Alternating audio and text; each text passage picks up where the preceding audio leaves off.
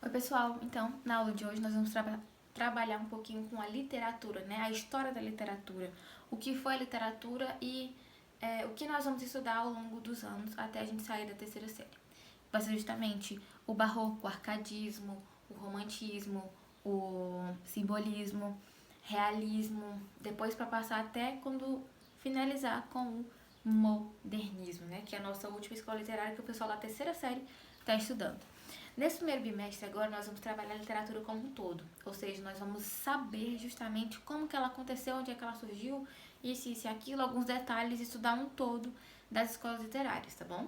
Nos próximos bimestres nós vamos abordar justamente o barroco e arcadismo, se não me engano, e a gente vai estudar mais aprofundadamente os autores, as obras e como essas escolas literárias influenciaram justamente para que a gente tenha a nossa literatura dos dias atuais, tá?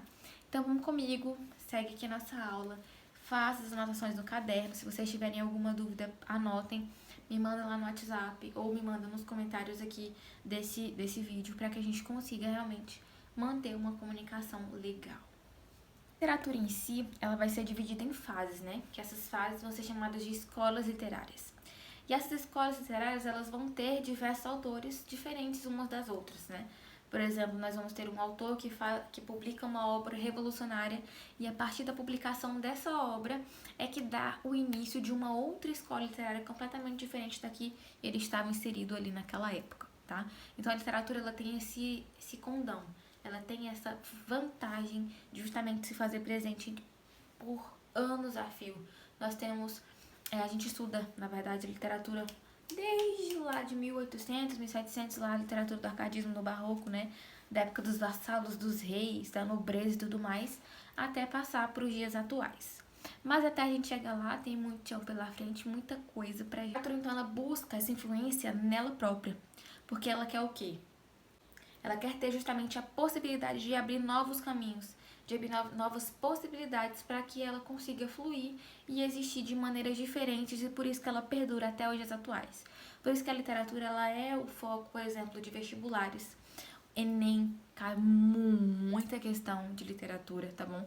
1000 vezes mais do que questões gramaticais, 1000 vezes mais do que querer saber um porquê, um mal com um, mal com ele. Então a literatura, ela é importantíssima na escola.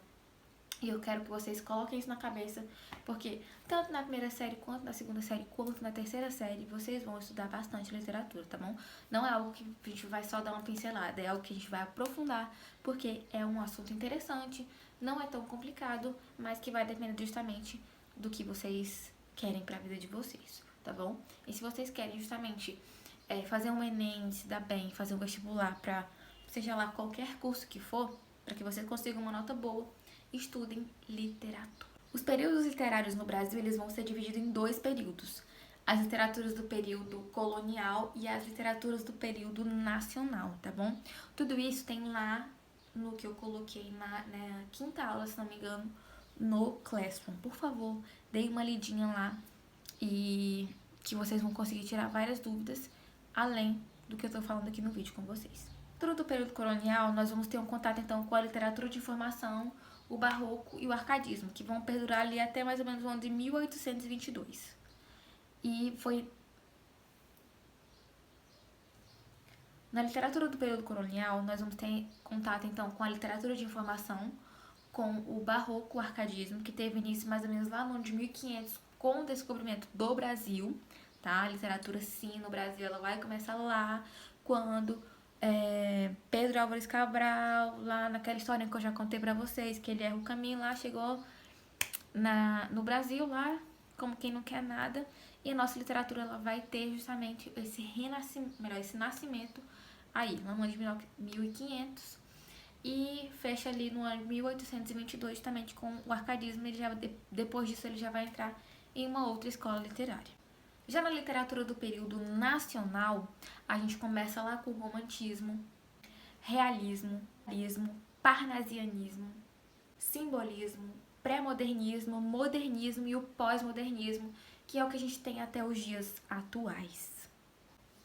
Não podemos esquecer também do período da literatura em Portugal, até porque quando nós fomos descobertos por Pedro Álvares Cabral veio de onde, gente? Lá de Portugal. E vindo de Portugal, os costumes, a cultura era toda de Portugal. Então, por que a gente fala português? Porque nós fomos colonizados por portugueses. E justamente nós temos a influência básica em toda a nossa vida de Portugal. Então não adianta a gente estudar a literatura em si no Brasil sem que a gente cite a literatura em Portugal, tá bom? Então a gente sempre vai colocar o pezinho lá em Portugal e justamente saber o porquê que a gente estuda isso hoje, né? Por que as influências portuguesas são muito fortes no Brasil, justamente por conta desse descobrimento, que nós somos descobertos por portugueses, e não adianta, a gente não tem como fugir disso, e a gente precisa estudar isso justamente para entender como foi que tudo se deu, como tudo aconteceu. Na área de Portugal, a gente vai trabalhar então com alguns focos, né?